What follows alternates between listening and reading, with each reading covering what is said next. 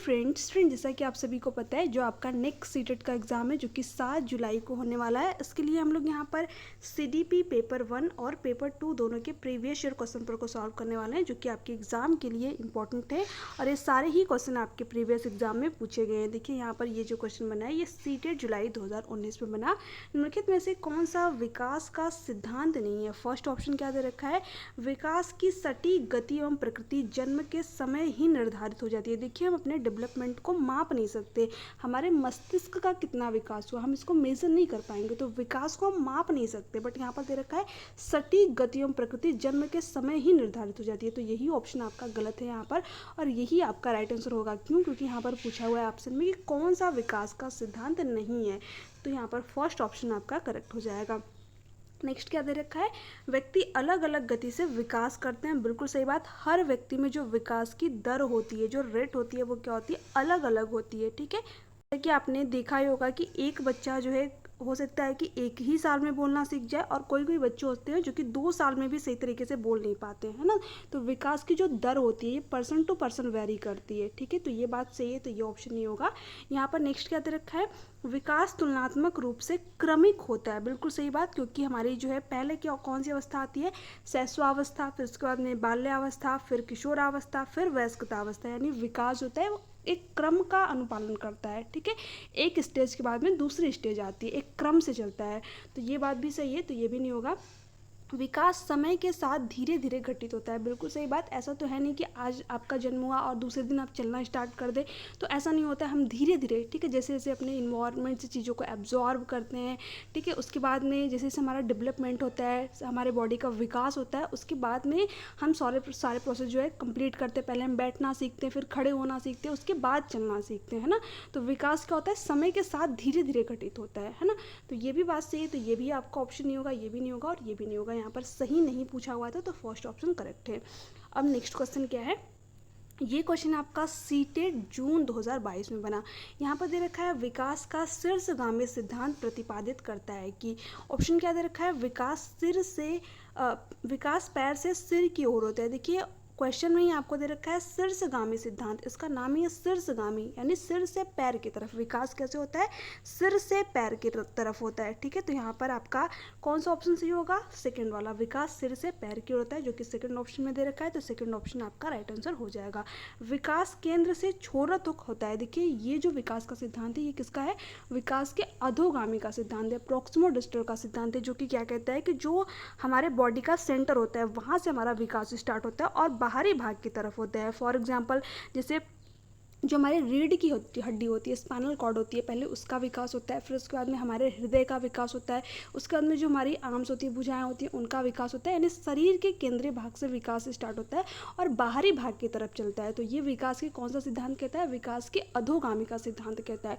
But यहाँ पर हमसे शीर्षगामी का सिद्धांत पूछ रखा था, तो इसलिए ये ऑप्शन भी नहीं होगा। विकास छोरों से केंद्र की ओर बढ़ता है। देखिए छोरों से केंद्र की ओर नहीं होता है, केंद्र से छोरों की ओर होता है ना, यानी शरीर के सेंटर से बाहरी भाग की तरफ, तो ये भी नहीं होगा। यहाँ पर सेकंड ऑप्शन करेक्ट है। नेक्स्ट है, अब यहाँ पर जो क्वेश्चन बना हुआ है ये सीटेट दिसंबर 2019 में बना। मानव विकास के संदर्भ में आनुवंशिकता तथा पर्यावरण की भूमिका के बारे में निम्नलिखित कथनों में से कौन सा सही है। फर्स्ट ऑप्शन क्या दे रखा है, आनुवंशिकता और पर्यावरण दोनों एक जटिल पारस्परिक क्रिया के रूप में मानव विकास को प्रभावित करते हैं। बिल्कुल सही बात, हमें जितनी भी चीज़ें मिली हुई हैं या तो वो हमें हमारे हेरिडिटी यानी कि आनुवंशिकता से मिली हुई हैं, या तो हमने अपने इन्वायरमेंट से ग्रहण की, यानी जो हमारा डेवलपमेंट होता है वो किसका गुणनफल होता है, हमारे हेरिडिटी और इन्वायरमेंट का। तो यहाँ पर फर्स्ट ऑप्शन करेक्ट है। ऑप्शन हो जाएगा आपका यहाँ पर कि जो हमारा विकास होता है वो क्या होता है, आनुवंशिकता एवं पर्यावरण दोनों एक जटिल पारस्परिक क्रिया के रूप में मानव विकास को प्रभावित करते हैं। तो फर्स्ट ऑप्शन करेक्ट आंसर हो जाएगा। ये क्वेश्चन में हमसे यही पूछ रखा था कि मानव विकास के संदर्भ में आनुवंशिकता तथा पर्यावरण की भूमिका के बारे में निम्नलिखित कथनों में से कौन सा सही है। नेक्स्ट क्या दे रखा है, व्यक्तिगत विभिन्नताओं का एकमात्र कारण आनुवंशिकता है। देखिए ये कहना यहाँ पर गलत हो जाएगा, क्योंकि जो हमारे अंदर इंडिविजुअल डिफरेंसेस होते हैं, व्यक्तिगत विभिन्नता होती है, इसमें हमारे इन्वायरमेंट का भी रोल होता है। ठीक है, हेरिडिटी तो होती है बट हमारे इन्वायरमेंट का भी रोल होता है, क्योंकि बच्चा जिस इन्वायरमेंट में रहता है वो उसी तरीके की चीज़ें ग्रहण करता है, उसी तरीके का उसका व्यवहार होता है, नेचर होता है ना। तो ये जो है हमारे ऊपर जो है प्रभाव डालता है, हमारा इन्वायरमेंट भी और हमारी हेरिडिटी भी। बट यहाँ पर दे रखा रखा है एकमात्र कारण हेरिडिटी है, इसलिए ये ऑप्शन नहीं होगा आपका यहाँ पर। उसके बाद में क्या दे रखा है, परिवेशीय प्रभाव पूर्ण रूप से एक व्यक्ति के विकास को निर्धारित करते हैं, तो ये कहना तो बिल्कुल गलत हो जाएगा, क्योंकि अभी मैंने आप लोगों को बताया कि हमारे हेरिडिटी और इन्वायरमेंट दोनों ही इंपॉर्टेंट होते हैं। जब भी किसी एक पक्ष की बात की जाए तो वो ऑप्शन आपका नहीं होगा। मानव विकास न तो आनुवंशिकता और न ही पर्यावरण से प्रभावित होता है, तो ये तो बिल्कुल ही नहीं होगा, यहाँ पर फर्स्ट ऑप्शन करेक्ट है। नेक्स्ट क्या है, अब देखिए यहाँ पर जो क्वेश्चन है उसमें दे रखा है आनुवंशिकता को डैश सामाजिक संरचना माना जाता है। ये क्वेश्चन आपका सीटेड जून 2011 में बना, बहुत ही ज़्यादा इंपॉर्टेंट क्वेश्चन है। देखिए गौड़ देख रखा है, गत्यात्मक दे रखा है, स्थिर दे रखा है और प्राथमिक दे रखा है। देखिए जो हमारी हेरिडिटी होती है ये क्या होती है, एक स्थायी संरचना होती है, एक फिक्स्ड संरचना होती है। क्यों, क्योंकि इसको हम चेंज नहीं कर सकते, ठीक है। जैसे कि जो हमारे आँखों का रंग होता है इसको हम चेंज नहीं कर सकते। वो अलग बात है कि बहुत सारे लोग लेंसेज का यूज करके अभी जो है उसमें थोड़ा बहुत करें, बट उसको नेचुरली रूप से हम चेंज नहीं कर सकते। जो हमें मिल गई चीज़ हेरिडिटी से वो मिल गई है, ठीक है। उसमें हम बाहरी वातावरण से जो है हमेशा के लिए या फिर नेचुरली रूप से चेंज नहीं कर सकते, ठीक है। कृत्रिम तरीके से उसको जो है अभी बहुत सारे लोग यूज कर रहे हैं लेंसेज का, बट वो नेचुरली नहीं होता है, ठीक है। तो यहाँ पर जो हेरिडिटी होती है वो क्या होती है, फिक्स्ड होती है, स्थायी होती है। तो यहाँ पर क्या हो जाएगा, थर्ड ऑप्शन आपका राइट आंसर हो जाएगा। यहाँ पर नेक्स्ट क्वेश्चन क्या है, निम्नलिखित में से कौन सा मुख्य रूप से आनुवंशिकता संबंधी कारक है। देखिए क्वेश्चन को जरा ध्यान से रीड करिएगा, इसमें क्या पूछा है, मुख्य रूप से, ठीक है। तो देखिए आँखों का रंग, अभी मैंने आप लोगों को बताया कि जो हमारी आँखों का रंग होता है वो क्या होता है, फिक्स्ड होता है। और किससे मिला है हमें, हमारी हेरिडिटी से। ऐसा तो नहीं है कि हमारी आँखों का रंग जो है हमारे समाज से डिसाइड हुआ है, हमारे इन्वायरमेंट से डिसाइड हुआ, नहीं। हमारी जो हेरिडिटी हमें मिली है ना, वो डिसाइड करती है कि हमारी आँखों का रंग कैसा होगा, ठीक है। तो यहाँ पर फर्स्ट ऑप्शन करेक्ट आंसर हो जाएगा। सामाजिक गतिविधियों में भागीदारिता, तो ये तो चीज़ें हमें हमारे इन्वायरमेंट से मिलती हैं, तो ये नहीं होगा आपका यहाँ पर। समकक्ष व्यक्तियों के समूह के प्रति अभिभूति, तो ये भी जो है हमारे एनवायरनमेंट से हम चीज़ें ग्रहण करते हैं, तो ये दोनों तो नहीं होगा। चिंतन पैटर्न, देखिए जो चिंतन पैटर्न होता है इसमें यानी जो हमारी बुद्धि होती है उसमें हमारी हेरिडिटी का रोल होता है, बहुत हद तक हेरिडिटी का रोल होता है, बट कहीं ना कहीं जो है हमारे इन्वायरमेंट का भी इसमें रोल होता है, बट यहाँ पर मुख्य रूप से पूछा हुआ था, इसलिए आपका फर्स्ट ऑप्शन करेक्ट है ना। नेक्स्ट है, अब यहाँ पर जो क्वेश्चन है ये क्वेश्चन सीटेड जुलाई 2013 में बना, निम्नलिखित में से किसका मिलान उचित है। देखिए शारीरिक विकास, इसके साथ में दे रखा है वातावरण। देखिए जो शारीरिक विकास होता है, जो हमारा फिजिकल डेवलपमेंट होता है, ये कहीं ना कहीं हमारे हेरिडिटी से भी संबंधित होता है, ठीक है। और इसमें वातावरण का भी रोल होता है, बट ये ऑप्शन आपका यहाँ पर नहीं होगा, क्योंकि हमको वो ऑप्शन बताना है जिसमें कि सबसे उचित मिलान हो, ठीक है। तो इसमें तो हेरिडिटी और इन्वायरमेंट दोनों आ जाएंगे, तो यहाँ पर सिर्फ वातावरण दे रखा है, तो इसलिए ये ऑप्शन नहीं होगा। संज्ञानात्मक विकास, ये हमारे मेच्योरिटी यानी कि हमारे हेरिडिटी से संबंधित होता है, बट अभी मैंने आप लोगों को बताया इसमें कहीं ना कहीं हमारे इन्वायरमेंट का भी रोल होता है, ठीक है। तो ये भी ऑप्शन नहीं होगा आपका यहाँ पर। सामाजिक विकास, बिल्कुल सही बात है, ठीक है। जो हमारा सामाजिक विकास है वो कहाँ से होता है, सिर्फ और सिर्फ इन्वायरमेंट से होता है, वातावरण से होता है। ऐसा तो है नहीं कि हम जो है जन्म से पहले ही सामाजिक होते हैं, नहीं, हम जन्म के बाद सामाजिक होते हैं, अपने समाज से इंटरेक्ट करते हैं, ठीक है।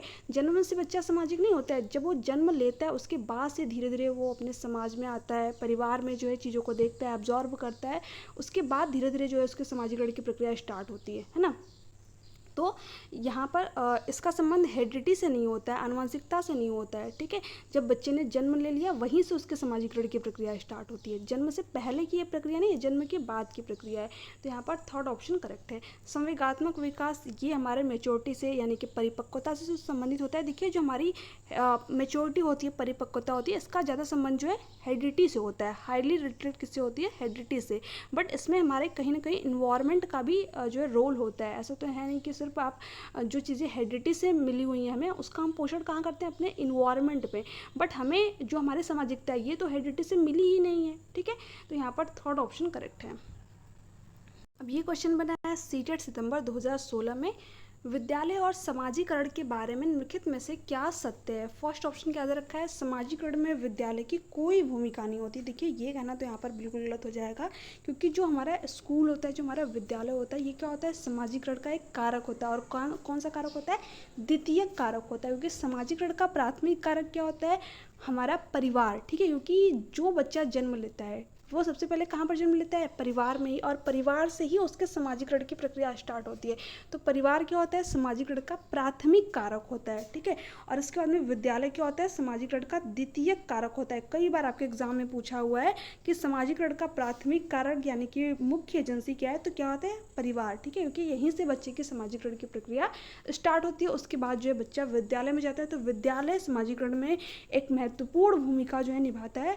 इसके अलावा विद्यालय कारक कौन सा है, तो द्वितीय कारक यानी कि गौड़ वाहक के अंदर, सेकेंडरी सोशलाइजेशन के अंदर आएगा। एक ही नाम है सब, क्योंकि हिंदी में आपको वर्ड जो है अलग अलग, जो आपके पेपर हुए उसमें अलग अलग देखने को मिलता है, बट अगर आप इंग्लिश में देखेंगे तो उसमें आपको सिर्फ प्राइमरी सोशलाइजेशन और सेकेंडरी सोशलाइजेशन दो ही वर्ड देखने को मिलेंगे। तो आप इन दोनों को ही जो है यहाँ पर एक बार जरूर देख लीजिएगा, क्योंकि हिंदी में जो है वर्ड आपके चेंज देखने को मिलते हैं। तो यहाँ पर क्या हो जाएगा आपका सेकेंड ऑप्शन, यानी विद्यालय सामाजिकरण का एक महत्वपूर्ण कारक है ना।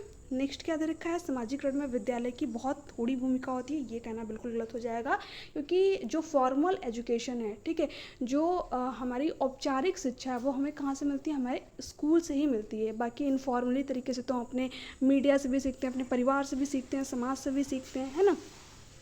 तो थोड़ी या फिर कहाँ से में ज़्यादा सामाजिकरण होता है, ये कहना बिल्कुल गलत हो जाएगा। यहाँ पर ये नहीं होगा। विद्यालय सामाजिकरण का पहला मुख्य कारक है, देखिए पहला नहीं है, द्वितीयक मुख्य कारक है ना। सेकेंडरी सोशलाइजेशन है, पहला क्या होता है, परिवार। नेक्स्ट है, अब यहाँ पर क्वेश्चन देखिए, निम्नलिखित में से कौन से कारक बच्चे के सामाजिकरण में एक महत्वपूर्ण भूमिका अदा करते हैं, मीडिया, विद्यालय, परिवार, पास पड़ोस। तो अभी मैंने आप लोगों को बताया कि जो हमारा सामाजिकरण होता है ये कहाँ से होता है, हमारे परिवार से भी होता है, मीडिया से होता है। मीडिया से भी बच्चा बहुत सारी चीज़ें देख करके सीख रहा है, ठीक है। आप तो देखते ही होंगे आपके घर में जो छोटे बच्चे वो मीडिया से भी ज़्यादा इंटरेक्ट करते हैं, ठीक है। जो कार्टून देखते हैं आप देखते होंगे कि उन्हीं की जो है कभी कभी लैंग्वेज में वो लोग बात भी करते हैं, ठीक है, जो वो बोलते हैं। तो वहाँ से क्या हो रहा है, बच्चे का सामाजिकरण हो रहा है, ठीक है। इसके अलावा विद्यालय तो मैंने आप लोग को अभी बताया है, पास पड़ोस से भी बच्चा बहुत सारी चीज़ें सीखता है, जैसा वो देखता है, जिस तरीके का माहौल होता है आपके आसपास उसी तरीके की बच्चा क्या करता है, एब्जॉर्ब करता है, चीज़ें ग्रहण करता है। इसलिए सब लोग कहते हैं कि जो हमें आसपास का माहौल है या फिर जिस तरीके से हम बच्चे से बिहेव कर रहे हैं वो हमें अच्छे तरीके से करना चाहिए, ठीक है। हमको लगता है कि बच्चा कुछ नहीं समझ रहा है, बट बच्चे बहुत सारी चीज़ें जो है एब्जॉर्ब करते हैं, वहीं से वो सीखते हैं चीज़ों को, है ना। तो यहाँ पर मीडिया भी क्या करता है, समाजीकरण में महत्वपूर्ण भूमिका निभाता है, विद्यालय भी, परिवार भी और पास पड़ोस भी। तो फर्स्ट ऑप्शन आपका करेक्ट हो जाएगा, ए बी सी और डी, ठीक है।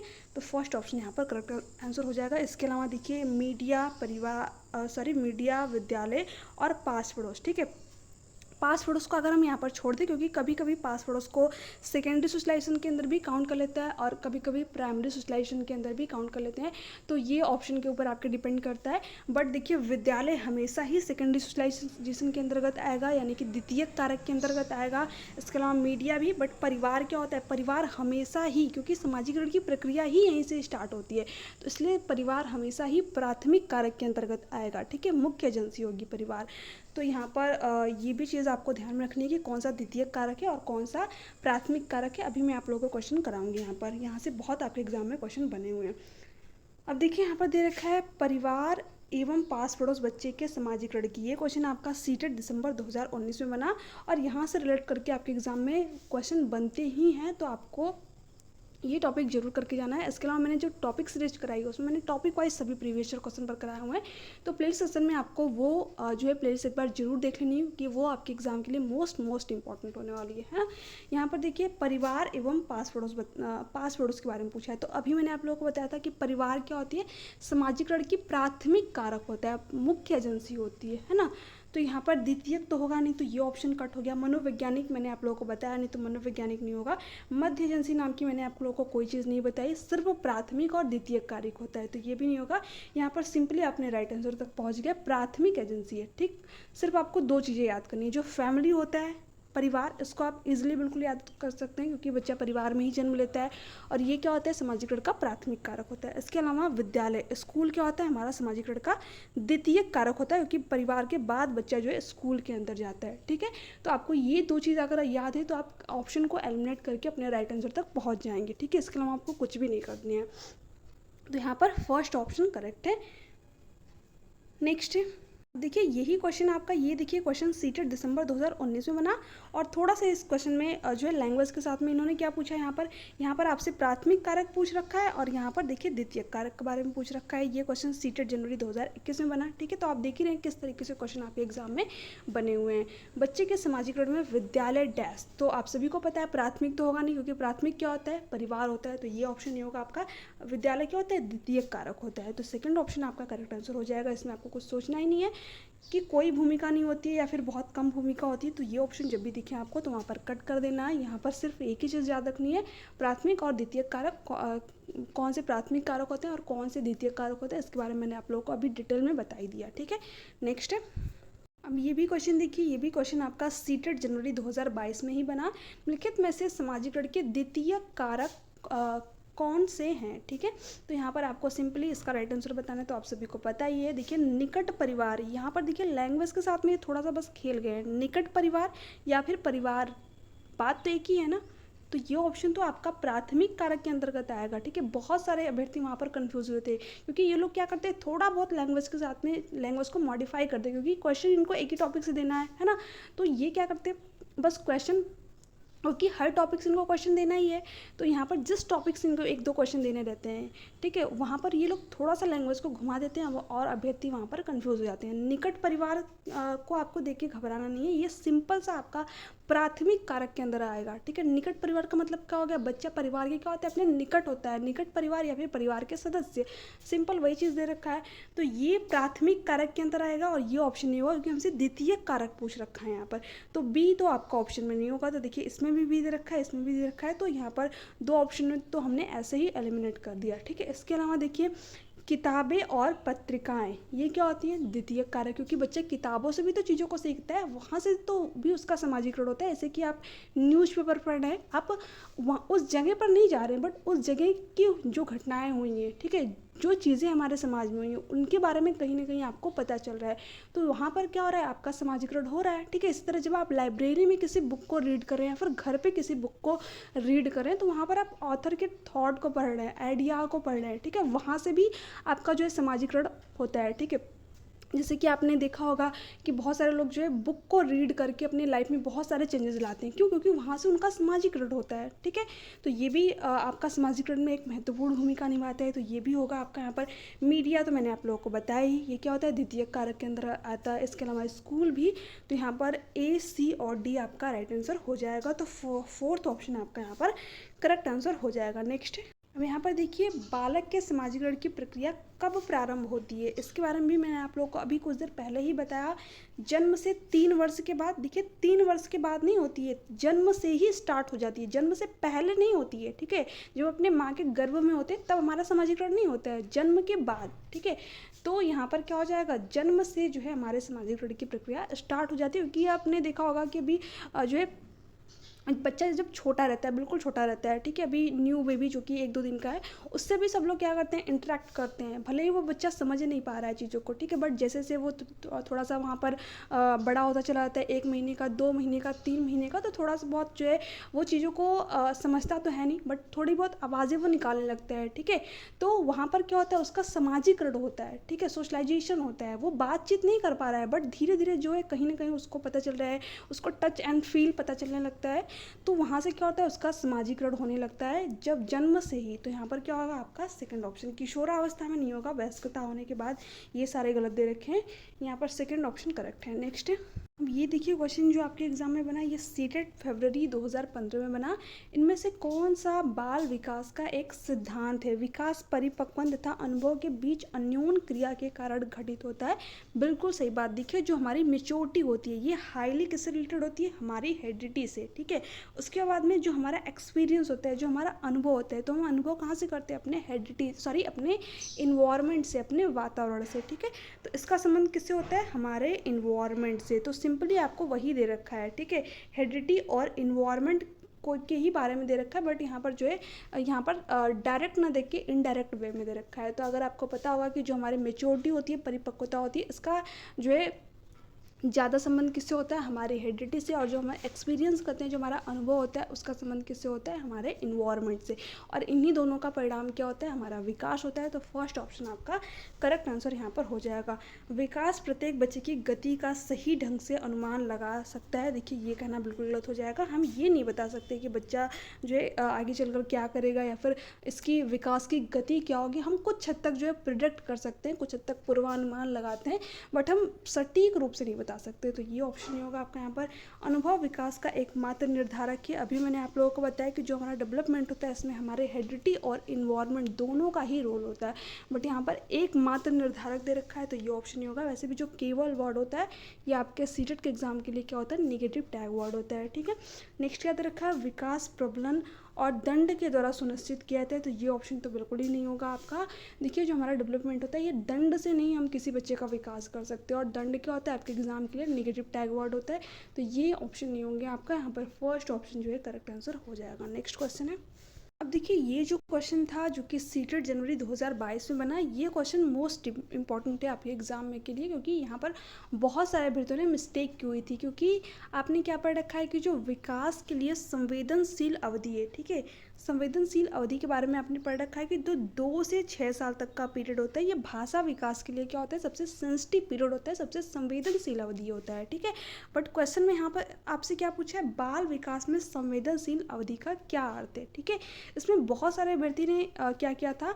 सेकंड ऑप्शन की तरफ चले गए थे, यानी वह काल जिसमें केवल भाषाई विकास को गति दी जा सकती है। ठीक है, बट ये ऑप्शन आपके सीटेड वालों ने नहीं माना। क्यों नहीं माना? इस चीज़ को जरा यहाँ पर समझिए। यहाँ पर फर्स्ट ऑप्शन दे रखा है, वह विकास जिसमें शारीरिक वृद्धि अपने चरम पर होती है। बिल्कुल सही बात है, ये तो बात सही है, बट ये ऑप्शन आपका यहाँ पर नहीं होगा। क्यों? इसके बारे में अभी हम लोग देखेंगे। वह काल जिसमें केवल भाषाई विकास को गति दी जा सके, ये भी बात सही है आपके यहाँ पर। ठीक है, बट ये भी ऑप्शन नहीं होगा आपका यहाँ पर। विशिष्ट क्षमताओं के विकास के लिए इष्टतम अवधि, ठीक है, यानी सर्वोत्तम अवधि, बिल्कुल सही बात है। जहाँ पर विशिष्ट क्षमताओं की बात आए तो वहाँ पर क्या होता है? कई पक्षों की बात होती है। इसी ऑप्शन के अंदर आपका फर्स्ट ऑप्शन भी इंक्लूड हो जाएगा, सेकेंड ऑप्शन भी इंक्लूड हो जाएगा। इसके अलावा जो है यहाँ पर फोर्थ ऑप्शन के अंदर का केवल संज्ञान और सीखने में तेजी से प्रगति से संबंधित अवधि, ये भी ऑप्शन जो है इसी ऑप्शन के अंदर इंक्लूड हो जाएगा, क्योंकि यहाँ पर किसकी बात की गई है? विशिष्ट क्षमताओं की बात की गई है। ठीक है, तो सारे ऑप्शन आपके थर्ड ऑप्शन के अंदर इंक्लूड हो रहे हैं, इसलिए यहाँ पर आपका थर्ड ऑप्शन जो है करेक्ट आंसर होगा, क्योंकि यहाँ पर अलग अलग क्षमताओं की बात की गई है। ठीक है, तो जो हमारा संवेदनशील पीरियड होता है, यानी कि सेंसिटिव पीरियड होता है, उसमें कई सारी क्षमताएं विकसित होती हैं। ऐसा नहीं कि सिर्फ हमारा भाषाई विकास ही होता है, बट भाषाई विकास क्या होता है? सर्वोत्तम होता है। ठीक है, बट यहाँ पर सिंपली क्वेश्चन में पूछ रखा था, तो इसलिए थर्ड ऑप्शन सभी ऑप्शनों से बेस्ट था। तो यहाँ पर थर्ड ऑप्शन की तरफ हम लोग चले जाएंगे और थर्ड ऑप्शन आपका यहाँ पर करेक्ट आंसर हो जाएगा। नेक्स्ट क्वेश्चन क्या है? अधिगम एक डैश और डैश प्रक्रिया, ये क्वेश्चन सीटेट जनवरी 2021 में बना। सिंपल सा क्वेश्चन है, सरल व्यक्तिगत नहीं होगा, क्योंकि अधिगम एक सरल प्रक्रिया नहीं होता है। कोई भी प्रोसेस आपका लीनियर नहीं होता है, चाहे वो आपका विकास हो या फिर अधिगम हो। देखिए, ये क्या होगा? एक जटिल, एक कॉम्प्लेक्स प्रोसेस होता है और निष्क्रिय नहीं होगा। ठीक है, ये क्या होगी? एक एक्टिव प्रक्रिया होगी, सक्रिय प्रक्रिया होगी। निष्क्रिय आपके सीटेट के एग्जाम के लिए क्या होता है? नेगेटिव टैग वर्ड होता है, तो ये नहीं होगा। जटिल और सक्रिय प्रक्रिया होगी, लीनियर नहीं होगा। तो ये तो मैंने आप लोगों को बताया, ये सरल नहीं होगा आपका यहाँ पर, ना ही लीनियर होगा। तो यहाँ पर थर्ड ऑप्शन आपका बचता है, ये ऑप्शन आपका राइट आंसर हो जाएगा। नेक्स्ट, अब ये क्वेश्चन जो आपका बना, ये सीटेट जनवरी 2021 में बना। यहाँ पर क्या पूछा है? निम्नलिखित में से मध्य बाल्यावस्था की अवधि का मुख्य प्रमाण चिन्ह कौन सा है? ऑप्शन क्या दे रखा है? पेशी कौशल और समग्र शारीरिक वृद्धि का तेजी से विकास। देखिए, ये ऑप्शन आपका यहाँ पर नहीं होगा, क्योंकि हमसे किसके बारे में पूछ रखा है? मध्य बाल्यावस्था। और जो बाल्यावस्था होती है, इसको दो पार्ट में डिवाइड किया गया है। एक आपका होता है अर्ली चाइल्डहुड, यानी कि जो है पूर्व बाल्यावस्था, ठीक है, जिसमें कि जो बच्चे का भाषाई विकास है बहुत ही तीव्र गति से होता है। देखिए, आपसे डायरेक्टली क्वेश्चन में पूछेगा किस अवधि में बच्चे का भाषाई विकास तीव्र गति से होता है। ठीक है, यानी जो है बहुत ही फास्टेड लैंग्वेज डेवलपमेंट का पीरियड होता है ये। तो आपको किसके साथ में चले जाना है? 2 से 6 साल की तरफ चले जाना है। ठीक है, तो यहाँ पर जो बाल्यावस्था है, यहाँ पर सिर्फ मैं बाल्यावस्था की बात कर रही हूँ, मध्य बाल्यावस्था की नहीं। तो देखिए, जो बाल्यावस्था है इसको दो पार्ट में डिवाइड किया गया, एक आपका अर्ली चाइल्डहुड और एक आपका लेट लेटर चाइल्डहुड, ठीक है, यानी कि मध्य बाल्यावस्था और पूर्व बाल्यावस्था। तो जो पूर्व बाल्यावस्था होता है इसमें बच्चा 2 से 6 साल तक का होता है, ये आप सभी को पता ही होगा। और जो लेटर चाइल्डहुड होता है उसमें बच्चा 7 से 11 साल तक का होता है। तो इसी के बारे में हमसे यहाँ पर पूछ रखा है, मध्य बाल्यावस्था के बारे में। तो ये ऑप्शन नहीं होगा आपका यहाँ पर, ठीक है। वैज्ञानिक तर्क और अमूर्त रूप से सोचने की क्षमता का विकास। देखिए बच्चा एब्स्ट्रैक्ट थिंकिंग कब करता है, जब वो 11 साल के एबव हो जाता है, यानी 11 साल के बाद बच्चा अमूर्त चीज़ों के बारे में सोच पाएगा। यही बात जीन पियाजे भी कहते हैं, जो उन्होंने अपने लास्ट स्टेज दी है फॉर्मल ऑपरेशनल स्टेज, उसमें उन्होंने बताया कि बच्चा एब्स्ट्रैक्ट थिंकिंग कर लेता है, ठीक है। इसके अलावा जो उनकी थर्ड स्टेज है जिसमें बच्चा 7 से 11 साल तक का होता है, उसमें बच्चा एब्स्ट्रैक्ट थिंकिंग नहीं कर पाता है, वो मूर्त चीज़ों के बारे में सोच पाता है, ठीक है। तो यहाँ पर मध्य बाल्यावस्था या फिर कॉन्क्रीट ऑपरेशनल स्टेज, पियाजे की थर्ड स्टेज, बात एक ही हो जाएगी आपकी, ठीक है। प्रतीकात्मक खेल का उभरना। देखिए जो सिंबॉलिक सिंबल्स के थ्रू बच्चा कब खेलता है, जब बच्चा पियाजे के सेकंड स्टेज में होता है।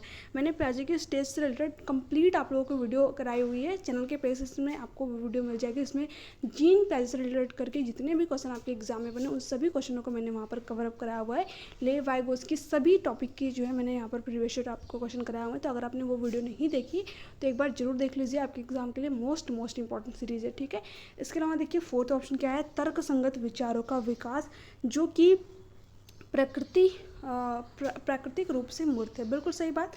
जीन पियाजे यही कहते हैं कि जो उनकी थर्ड स्टेज, यानी जो बच्चा कॉन्क्रीट ऑपरेशनल स्टेज में होगा, 7 से 11 साल तक का होगा, उसके अंदर क्या आ जाएगा, लॉजिक, तर्क करने की जो एबिलिटी, जो क्षमता है वो आ जाएगी। इसके अलावा किन चीज़ों के बारे में बच्चा तर्क कर पाएगा, जो चीज़ें मूर्त हैं प्रकृति में, जिसको बच्चा टच एंड फील कर पाएगा, ठीक है। तो यहाँ पर फोर्थ ऑप्शन आपका करेक्ट आंसर हो जाएगा, क्योंकि मध्य बाल्यावस्था में बच्चा 7 से 11 साल का ही है ना।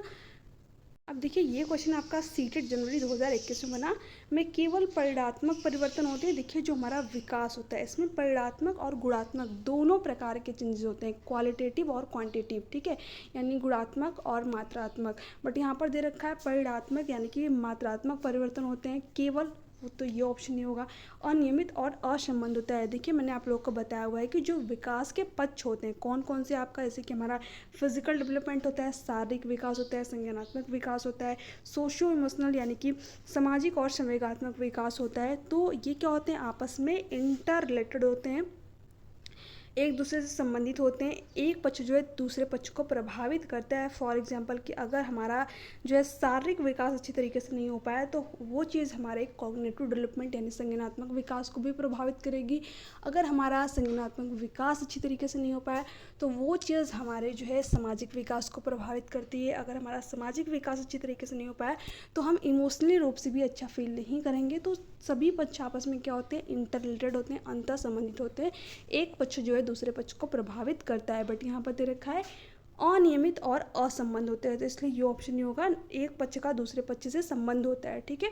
धीमी गति से होता है एवं उसे मापा नहीं जा सकता। देखिए जो हमारा डेवलपमेंट होता है ये धीमी गति से होता है, तीव्र गति से होता है, ठीक है, दोनों ही तरीके से होता है, बैक एंड फोर्थ होता है, ठीक है, कभी कम होता है कभी ज़्यादा होता है। तो ये नहीं कह सकते कि जो हमारा विकास है वो धीमी गति से ही होता है, तो ये ऑप्शन भी नहीं होगा। यहाँ पर फोर्थ ऑप्शन आपका करेक्ट है, बहुस्तरीय और मिश्रित होता है, यानी कई स्तरों पर हमारा विकास होता है। जैसे कि मैंने अभी आप लोगों को बताया कि हमारा फिजिकल डेवलपमेंट होता है, कॉग्निटिव डेवलपमेंट होता है, सोशल डेवलपमेंट होता है, इमोशनल डेवलपमेंट होता है, ठीक है, और क्या होता है, मिश्रित होते हैं, आपस में संबंधित होते हैं। तो फोर्थ ऑप्शन आपका यहाँ पर करेक्ट आंसर हो जाएगा। नेक्स्ट है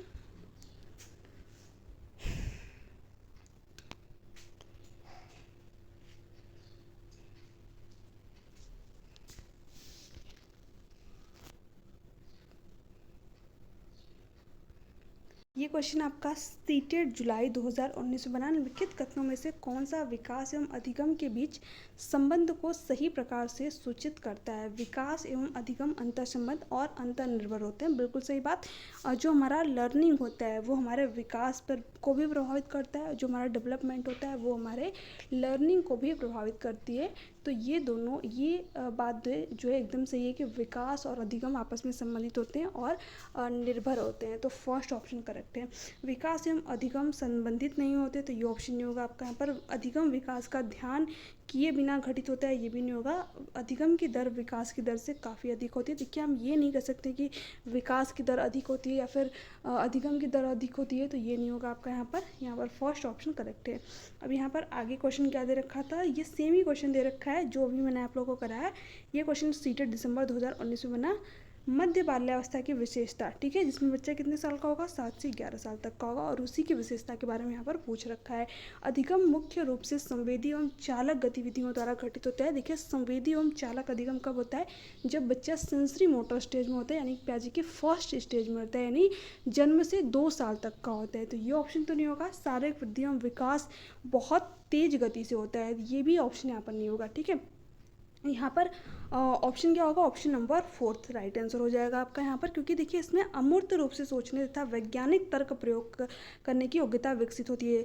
मैंने अभी आप लोगों को बताया कि जब बच्चा 7 से 11 साल तक का होगा तो वो एब्स्ट्रैक्ट थिंकिंग नहीं कर पाएगा, अमूर्त चीज़ों के बारे में नहीं सोच पाएगा। ठीक है, बट यहाँ पर दे रखा है कि अमूर्त चीज़ों के बारे में सोच पाएगा, तो इसलिए यहाँ पर आपका थर्ड ऑप्शन नहीं होगा, यहाँ पर फोर्थ ऑप्शन की तरफ हम लोग चले जाएंगे। बच्चा तार्किक एवं मूर्त रूप से सोचना प्रारंभ कर देते। तो ये लोग जो है क्वेश्चन को थोड़ा बहुत देखिए, यही क्वेश्चन आपका अभी सीटेट दिसंबर 2019 में बना था, और ये कब पूछा गया था, मैंने आप लोगों को अभी कराया हुआ था यहाँ पर, शायद यही क्वेश्चन था। ठीक है, फोर्थ ऑप्शन करेक्ट है।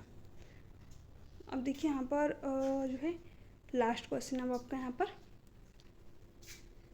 विकास के सिद्धांतों के बारे में निम्नलिखित में से कौन सा कथन गलत है। ठीक है, ये क्वेश्चन सीटेट सितंबर 2016 में बना आपका। विकास वंशानुगत और पर्यावरण के बीच सतत अन्योन क्रिया से होता है, बिल्कुल सही बात। ये चीज़ तो मैंने आप लोगों को बताई है कि विकास क्या होता है, हमारी हेरिडिटी और इन्वायरमेंट का गुणनफल होता है, तो ये बात सही है। तो ये ऑप्शन नहीं होगा, क्योंकि हमसे गलत कथन के बारे में पूछा है। विकास परिपक्वन और अधिगम पर आधारित होता है। अभी मैंने आप लोगों को बताया था कि जो हमारी मेच्योरिटी होती है इसका संबंध किससे होता है, हमारी हेरिडिटी से, और जो हमारी लर्निंग होती है इसका संबंध किससे होता है, हमारे इन्वायरमेंट से। लर्निंग कह लीजिए या फिर एक्सपीरियंस कह लीजिए, बात एक ही है आपकी। ठीक है, तो ये भी आपका ऑप्शन नहीं होगा, ये गलत कथन पूछना है, सॉरी बताना है। प्रत्येक बच्चा विकास के चरणों से गुजरता है, फिर भी बच्चों में व्यक्तिगत विभिन्नताएं बहुत होती हैं, ये भी बात सही है। देखिए, हर बच्चा जो विकास की स्टेज से गुजरता है, यानी हर बच्चा शैशवावस्था, बाल्यावस्था, किशोरावस्था, वयस्कतावस्था से होकर गुजरेगा ही। ठीक है, बट उसमें क्या होती है, इंडिविजुअल डिफरेंसेस होती है। क्यों होती है, क्योंकि हर बच्चे की हेरिडिटी अलग है, हर बच्चे को आनुवंशिकता अलग मिली हुई है, हर बच्चे का इन्वायरमेंट भी अलग हो सकता है कोई बच्चा दूसरे समाज में रह रहा है, और हो सकता है कोई बच्चा जो है दूसरे समाज में रह रहा है। इवन आप देखते होंगे कि एक ही समाज है, वहाँ पर बच्चे रह रहे हैं अगर, तो जो चीज़ें वो अपने परिवार में देखते हैं उसकी वजह से भी उनके अंदर इंडिविजुअल डिफरेंसेस आ जाते हैं। ठीक है, एक ही समाज में रहने वाले व्यक्तियों के बीच में भी आप व्यक्तिगत विभिन्नताएं देखेंगे। क्यों, क्योंकि उनके परिवार में अलग तरीके से बिहेव किया जा रहा है, उनके परिवार का अलग तरीके से रहन सहन है, उनके घर के सदस्य अलग तरीके से बातचीत कर रहे हैं। ठीक है, तो यहाँ पर आपका क्या हो जाएगा, थर्ड ऑप्शन भी सही है, तो ये भी नहीं होगा, ये भी नहीं होगा, और ये भी नहीं होगा। फोर्थ ऑप्शन करेक्ट है। विकास एक परिणात्मक प्रक्रिया है जिसका ठीक ठीक मापन हो सकता है, यही कथन यहाँ पर गलत है, क्योंकि विकास क्या होता है, परिणात्मक और गुणात्मक दोनों प्रकार के परिवर्तन इसमें होते हैं, और इसका मापन नहीं कर सकते, बट यहाँ पर दे रखा है कि ठीक ठीक मापन किया जा सकता है। तो यही कथन क्या है, गलत है, और हमसे गलत ही पूछ रखा था, तो फोर्थ ऑप्शन आपका करेक्ट हो जाएगा। तो फ्रेंड्स, ये थे आपके कुछ क्वेश्चन कैसे लगे नीचे कमेंट सेक्शन में कमेंट करके जरूर दिएगा। अगर आपको वीडियो अच्छी लगी हो तो चैनल को सब्सक्राइब कर लीजिएगा, इसके अलावा वीडियो को ज़्यादा से ज़्यादा शेयर कीजिएगा। देखिए, वीडियो को बनाने में बहुत मेहनत लगती है फ्रेंड्स, तो अगर आपको थोड़ी भी क्लास अच्छी लगी हो तो प्लीज़ चैनल को सब्सक्राइब कर लीजिएगा, और वीडियो को ज़्यादा से ज़्यादा शेयर कीजिएगा, लाइक कीजिएगा, और कमेंट सेक्शन में आपकी कितने जो स्कोर हुए वो भी स्कोर जरूर देगा। और अगर आपको वीडियो से रिलेटेड कोई डाउट हो, कोई क्यूरीज हो, तो आप नीचे कमेंट सेक्शन में कमेंट करके पूछ सकते हैं। इसके अलावा मैंने आप लोगों को टेलीग्राम पे नोट्स भी शेयर किए हुए हैं जो कि बिल्कुल फ्री हैं, तो अगर आपने वो नोट्स नहीं डाउनलोड किए तो आप उसको जरूर डाउनलोड कीजिए, आपके एग्जाम के लिए मोस्ट इंपॉर्टेंट है। तो चलिए मिलते हैं आपसे नेक्स्ट क्लास में, तब तक के लिए bye bye, take care, thanks for watching.